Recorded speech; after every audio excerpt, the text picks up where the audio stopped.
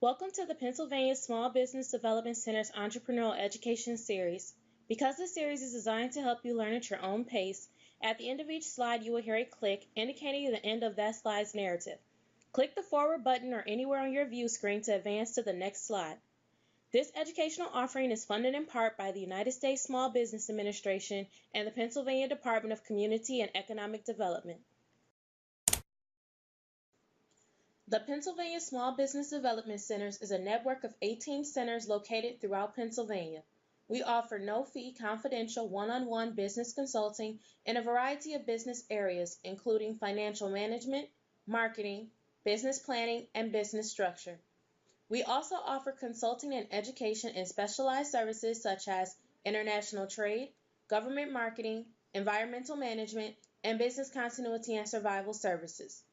Our goal is to provide entrepreneurs with resources and information that will empower them to grow and prosper.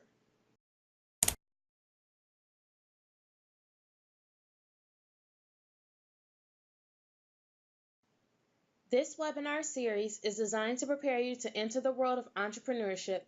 At the completion of these 6 webinars, we hope you will be comfortable with the concepts of registering your business and reaching out to lenders or investors, understanding your target market and financial statements, as well as writing your business and marketing plans. Each webinar should take you less than 30 minutes to complete.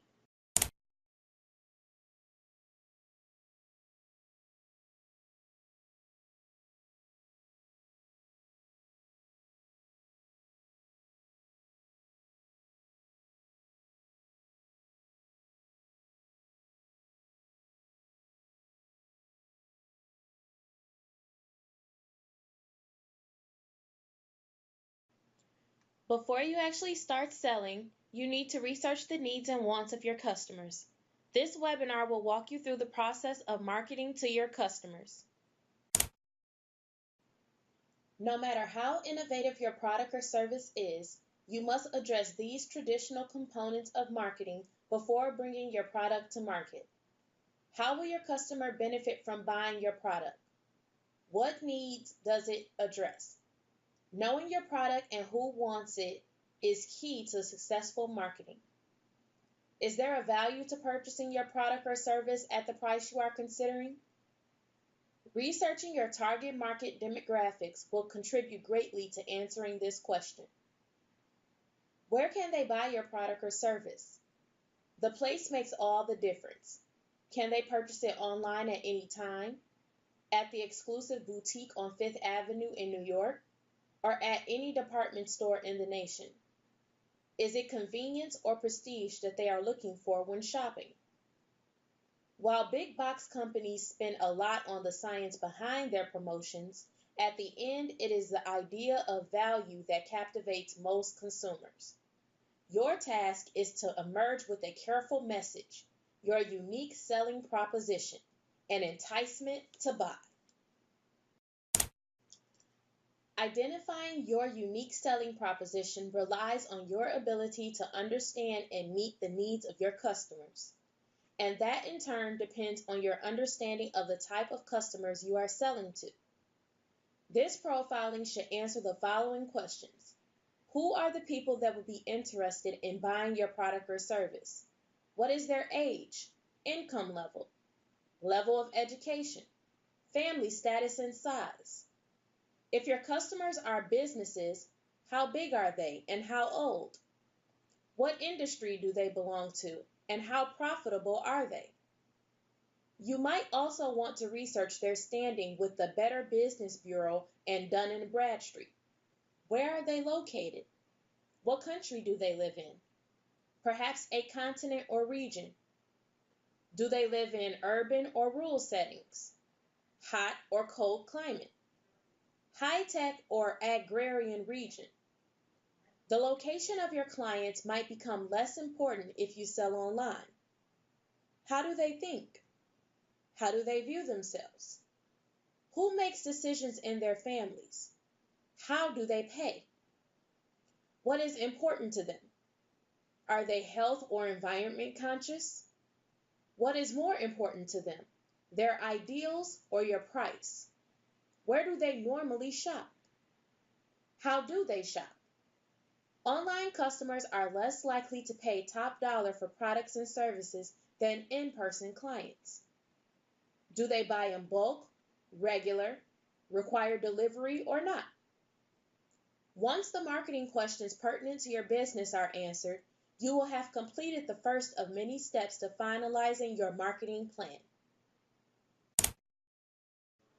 One of the most important questions for you and your investors is, how big is your target market?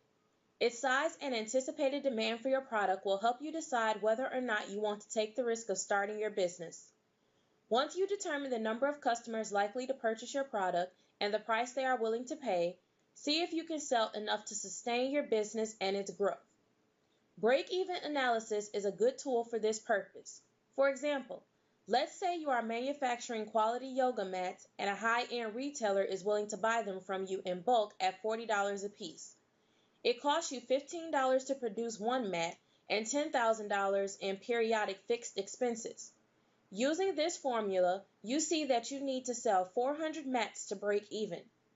If the demand for your yoga mats is higher than 400 units, it is likely that your business will be profitable.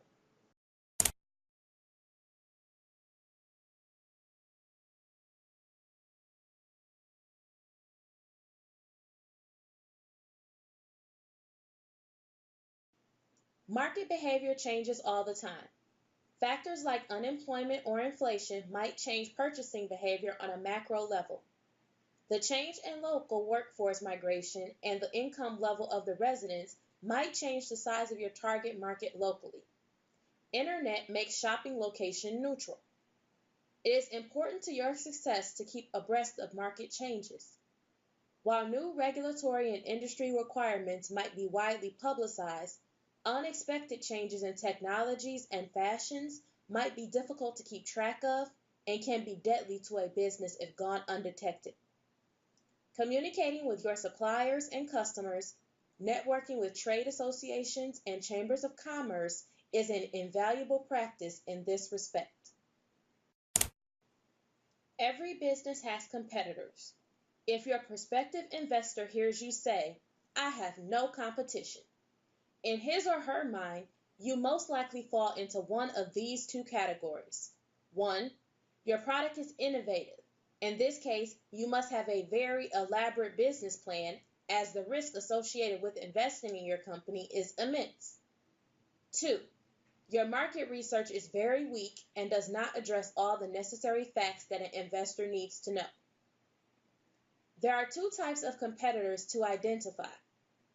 Direct competition, businesses that sell the same or similar products or services that can be purchased as alternatives to yours. For example, wired headphones versus Bluetooth.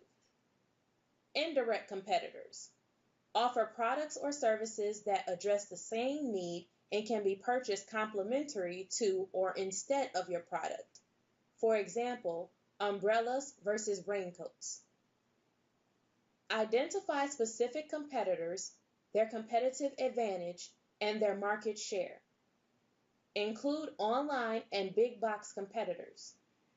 Once you've identified your competition, compare your unique selling proposition to theirs. Will you be able to survive and succeed?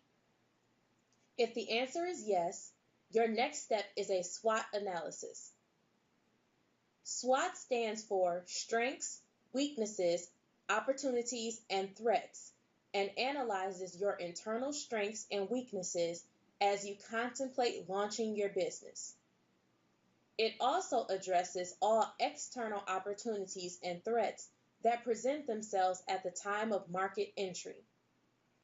In order to advantageously position your business and products and gain valuable insight, it may be worthwhile to run a SWOT analysis from the perspective of your competition.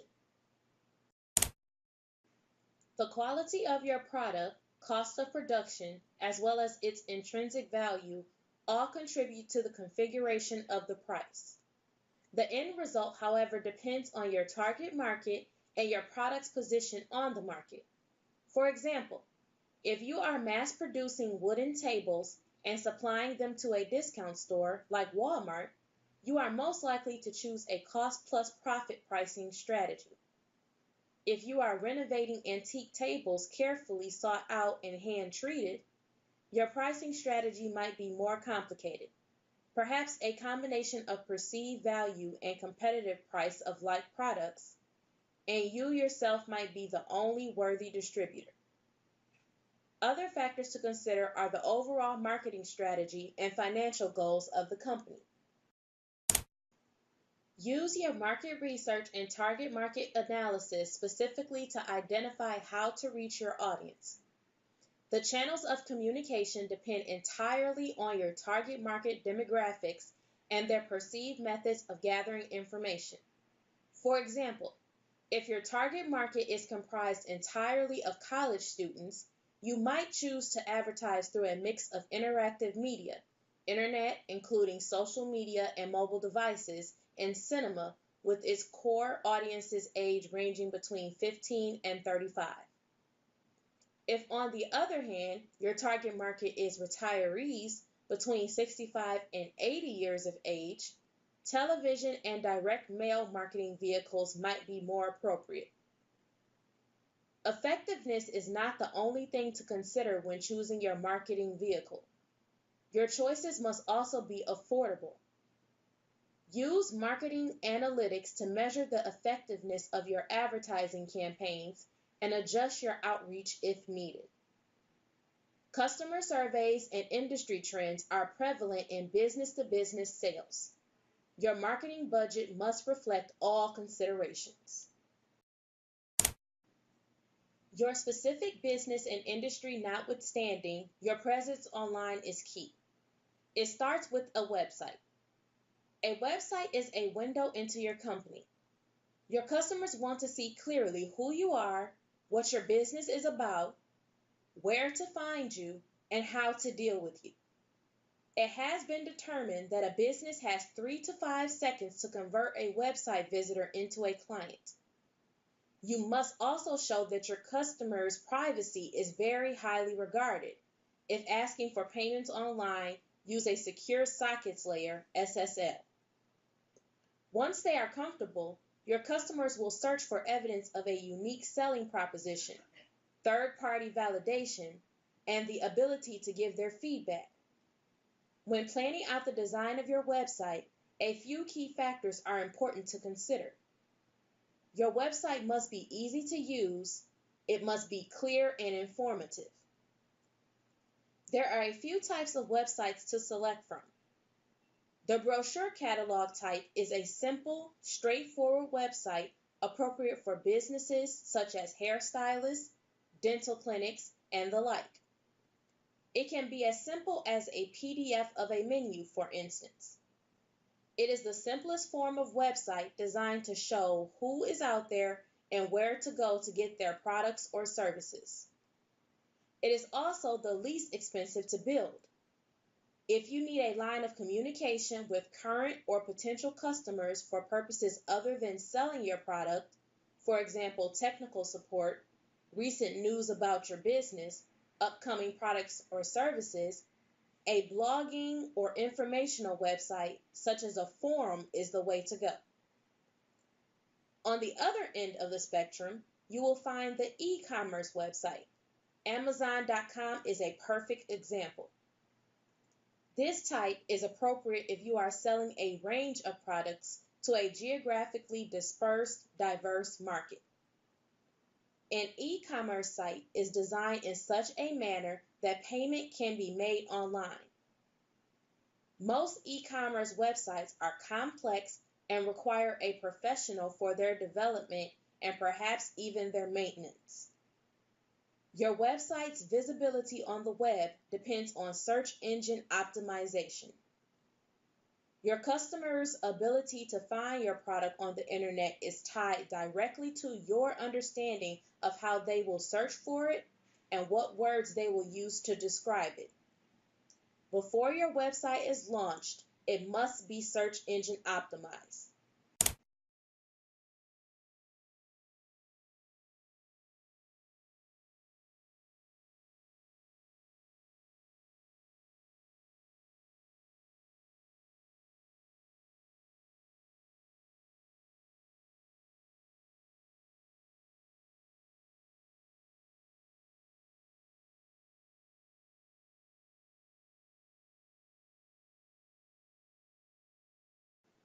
So far, we have described the types of information you need to conduct a robust market research. Now it's time to map out some resources where you can find all this information. Census.gov is ideal in finding your industry's North American Industrial Classification System code, or NAICS code. This code in turn is instrumental in searching databases for your industry's trends and analysis. Census.gov and its fact finder are also invaluable in pinpointing your area's customer demographics, market size, economic indicators, and other information. Of course, there are other sources of demographic, geographic, and cultural information, such as Demographics Now and Culturegrams. There is a plethora of sources that could help you pinpoint the market and industry climate, such as U.S. Census, Bureau of Labor Statistics, Export.gov, and IBISWorld. Indicators such as industry growth or decline, competitive climate, goods and services produced in a specific state, and consumer confidence may be derived from the data gathered through these sources. When seeking industry trend reports, you may want to search for specific trade associations. For example, if you are a fisherman, you may be able to secure current industry reports and analysis, pertinent news releases, and industry information through your local or regional fishermen's association. When researching your competition, consider Reference USA, Dun & Bradstreet, trade associations, and just simple search engine research. Facts such as the number of competitors in a specific location, their size, and market share could be answered by using these sources. This is, of course, not a full list of resources. There are many more. Many of these and other sources are attainable online or through your local library.